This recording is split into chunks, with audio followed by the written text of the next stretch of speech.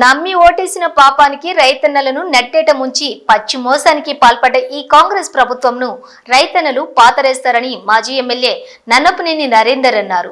తెలంగాణ రాష్ట్రంలోని కాంగ్రెస్ ప్రభుత్వం రైతులకు ఎకరానికి 15,000 ఇస్తామని 12,000కు కుదించి కాంగ్రెస్ పార్టీ చేసిన మోసానికి వ్యతిరేకంగా రైతాంగానికి సంఘీభావంగా BRS party working president KTR పిలుపు మేరకు వరంగల్ తూర్పు Khila Warangal fort road petrol pump junction వద్ద మాజీ శాసనసభ్యులు నన్నపనేని నరేందర్ ఆధ్వర్యంలో రైతన్న మద్దతు నిరసన కార్యక్రమం నిర్వహించారు.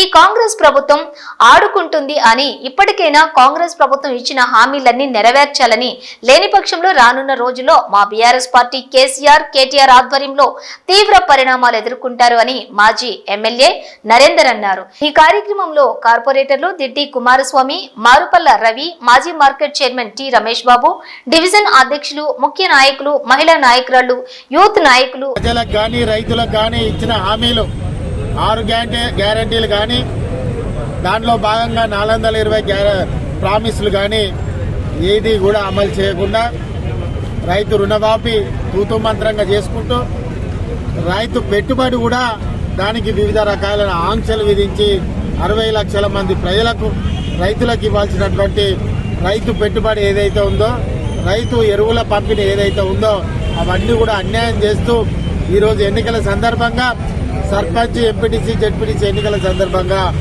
15,000 12,000 చేసి ఒక డ్రామాకు ఈరోజు రాష్ట్ర ముఖ్యమంత్రి కాంగ్రెస్ పార్టీ తెరలేపడం జరిగింది. రైతులందరూ ఆలోచించుకోవాలి. ఇలా మాటలు చెప్పినా ఈ మాట తప్పే మనిషిని 12,000 ఇస్తుందంటే కూడా నమ్మకండి. ఎన్నికలు అయిపోయిన తర్వాత రేవంత్ రెడ్డి అనే ముఖ్యమంత్రి ఈయన ఇక కనబడడు, ఎటువంటి హామీలకు కూడా నిలబడడు. ఖచ్చితంగా మళ్ళీ ఒకసారి రైతులు మోసపోవద్దు, మోసపోయిన కాడికి చాలు, మోసపడుతున్న కాడికి చాలు. కాబట్టి ఖచ్చితంగా రేపు రాబోయే ప్రభుత్వం బీఆర్ఎస్ ప్రభుత్వం కాబట్టి ప్రజలందరూ కూడా రైతులకు ఏదైతే కేసీఆర్ గారు ఆనాడు హామీ ఇచ్చాడో హామీలను అమలు చేస్తూ ఇంకా మీకు మెరుగుగా మీ జీవన విధానం ఉండే విధంగా మీకు మద్దతుగా ఉంటారని కూడా ఈ సందర్భంగా తెలియజేస్తున్నాం.